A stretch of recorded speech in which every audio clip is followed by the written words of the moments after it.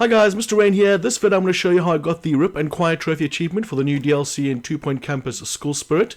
I'm just going to show you basic. I'm not going to show you the whole playthrough because it is kind of the same as every other one you've done, just with a little bit of difference over here. If you click on these plots, on the right hand side you will see that there's a 2x bonus attack available, and to get that attack you have to complete certain goals in the schools. So as you can see here, some of them will be owned a certain number of plots, some will have a certain comfort level. Pretty easy to get those done and dusted, and don't bother attacking until you've gotten those goals achieved. So my first one over here, plot 5, as you can see my attack damage on the right hand side over there is 24,552, and this in the description, guys. I will have a list of plots 5 all the way through till 15 and the attack damage I had to actually defeat them, and this will help you a lot to not waste the time and the effort attacking a plot when you know you won't defeat it, and there are detrimental effects if you lose.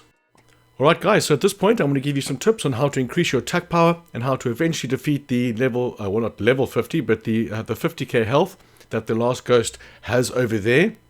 For starters, what you want to do is make sure your teachers, if we're going to go to the teacher management over here, we scroll across to teachers and we're going to filter it by grade or qualifications. So as you can see here, all my school spirit teachers are level 8. Now obviously there's a lot of other things you can do and I'll get into it now, but you want to make sure all these guys are as max level. I think I got to year 16 in the end, and I went to the shops and left the game running pretty much and came back and I had more power. So make sure the school spirit as well as the paranormal detection are the ones that are maxed, because I did these first and I didn't need to do all of these, but the paranormal detection is actually what makes the biggest difference. If you look on the plot when you're going to attack, it says paranormal detection students. So start off with those teachers in a big way, get them trained up. I had multiple training levels or training rooms over there, and just leaving this thing on fast forward while training them all. Now another good point is, just like you would normally do, is make sure your libraries are vast and are plenty, because you don't want any student to be out of a position or in a position where they can't do any of the studying, because that is vital. That is how they're going to increase their power alone. And of course it trickles all the way down to the lecture theatres, to the classrooms of the paranormal detection.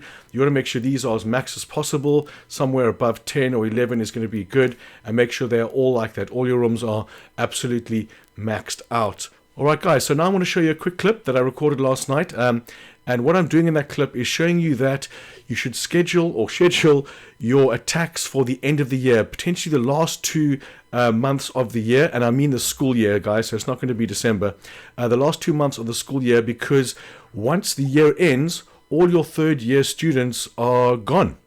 And then your second year move up to third, and your first move up to second, and so on. So at the end of the year, your power will be maxed out because your third year students are maxed out. And if you attack at the beginning of the year, you'll have way less power than at the start. Now, I'll show the clip in a second, but you got to make sure that you attack at the end of the year and not at the start of the year. So let me show you this clip now. Okay, so if we go to the final plot, we're going to go expulsion ceremony right there. Click on that, and then scroll down once, and then push X again. You have to do it a couple of times, and you can actually move it to July. Now, you can schedule them June and July if they are the same health, because they should have the same effect, but not always. I did schedule 1 or 2 of them at the same time, but you just got to make sure it's at the end of the year when your guys are the max power that they can possibly be. So here I'm just going to show you the last battle, guys. Remember, in the description there's going to be lists of the attack power I had for majority of the later plots, so don't forget to have a look down there.